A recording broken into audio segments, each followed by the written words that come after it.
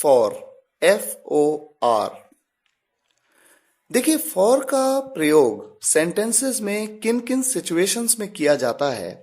सबसे पहले तो ड्यूरेशन ऑफ टाइम के साथ, अवधि के साथ। ये बात हमने परफेक्ट कॉन्टिन्यूअस टेंस में डिटेल में समझी थी।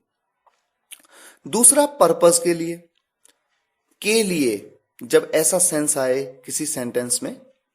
एक्सचेंज के लिए, जब हम किसी के बदले कुछ एक्सचेंज करते हैं।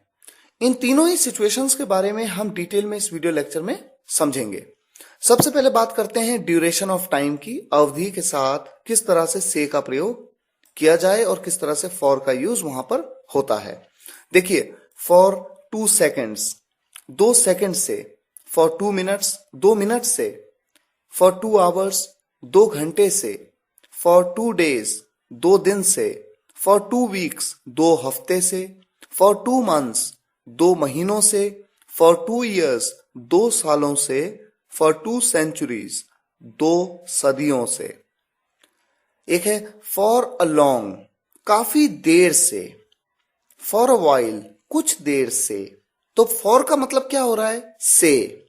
कब से? किसी अवधि से। फॉर मैनी डेज, कई दिनों से।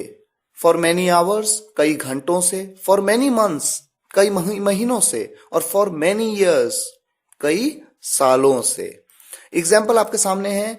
आपने परफेक्ट कॉन्टिन्यूअस टेंस में, प्रेजेंट, पास्ट और फ्यूचर के परफेक्ट कॉन्टिन्यूअस टेंस में डिटेल में इस बारे में समझा है, फिर भी हम यहां पर इसे आपको उदाहरण के माध्यम से बता रहे हैं। राम 2 घंटे से घूम रहा है। Ram has been walking for 2 hours, 2 घंटे से। For 2 hours. मैं काफी देर से खेल रहा हूं। I have been playing for a long, वो 10 मिनट से यहां थी। She had been here for 10 minutes. एक अवधि के बारे में बात हो रही है, इसलिए से के लिए फॉर का यूज किया जा रहा है। नेहा 2 दिन से कह रही है। Neha has been saying for 2 days. मैं कई दिनों से पढ़ रहा हूं। I have been studying for many days. Mummy कुछ देर से घर पर हैं। Mom is at home for a while. कुछ देर से, फॉर अ वाइल।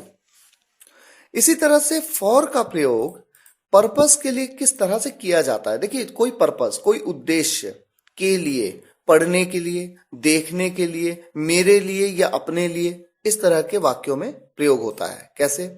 मैं पढ़ाई के लिए दिल्ली जा रहा हूं। I am going Delhi for study. वो पैसों के लिए यहां आया। किसके लिए आया? पैसों के लिए। पर्पस क्या है? पैसा। ही केम हियर फॉर मनी। उस लड़के ने ये तुम्हारे लिए किया। किसके लिए किया? तुम्हारे लिए किया। That boy did it for you. इसी तरह से फॉर का यूज एक्सचेंज के लिए कैसे किया जाता है। देखिए, वाक्य में लिखा होगा में या लिखा होगा के बदले। वहां पर आपको किस तरह से फॉर का यूज करना है।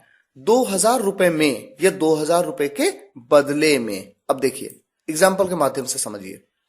मैंने 500 रुपए में अपना मोबाइल दिया।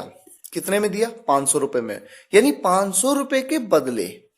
आई गेव माई मोबाइल फॉर ₹500।